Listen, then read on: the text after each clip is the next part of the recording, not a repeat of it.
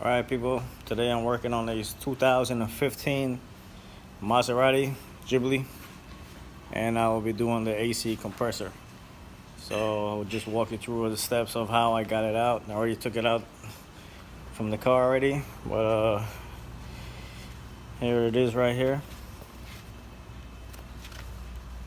We have one bolt on the top, one on the bottom, and we have one in the back. It's not so easy to get out. Basically, you have to remove this driver's side wheel. But first, before you even get to there, you have to remove this air duct, the air filter duct, to get the belt off. Then you'll be able to get access to your tensioner, which is right over here. Let me get my light.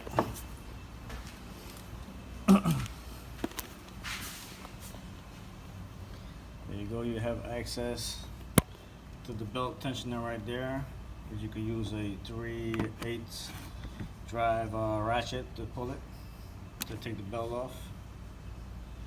Once you do that, you just let it hang right there. I just took mine off the power steering pump. Just let it, get a little slack.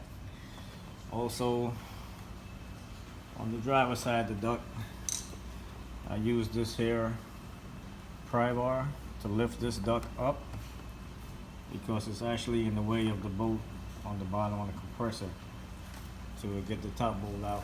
You'll see what I'm talking about in a minute.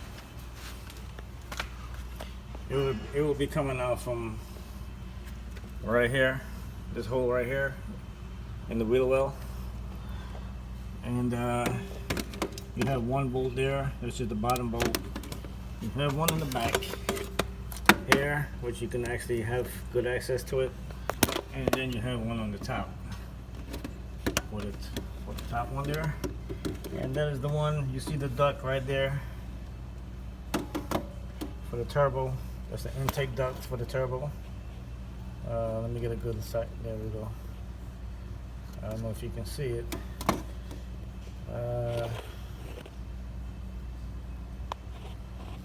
Trying to get a better view for you guys. You can actually see the duct there, right over there. There you go, the duct is right there. And that one is actually in the way for the top bolt, so I had to pry it up just to get that one out. So also what I did on the bottom of the car is I disconnected these hoses so I can have access to get my hands in there to maneuver it out of the way, and also get to the belt. You will have to take off the shield from the bottom, which has like 1,000 screws in it, and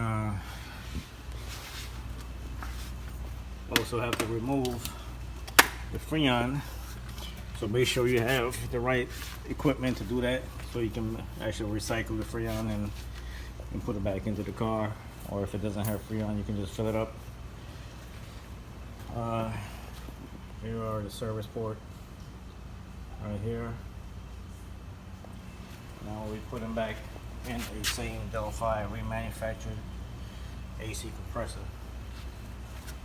Don't forget to also replace your rings seal, and this one here, this plug in the back, I disconnected all my wires off of it first, took off the hose, disconnected my wires, and moved all the wires out the way. I used this pick here to lift up the tab to get the plug off. This one here was the squeeze tab. You just squeeze it, pull it out, and basically once you do that, you just have to try to figure out how to pull it out of here, which is I stand it up straight, and then I pull the bottom out first. It's an angle, like up and then out, up, basically up. You'll be looking at in this position here. Say for instance the compressor is facing upwards like this. You bring up, you have a little space to go up, and then you'll bring the bottom out and out. So that's the way of squeezing it out of there. And then there's just the same way of installing it back again. It wasn't really too bad. It just takes a little patience, a little time to get it in and out of there and to take it off properly without damages or anything.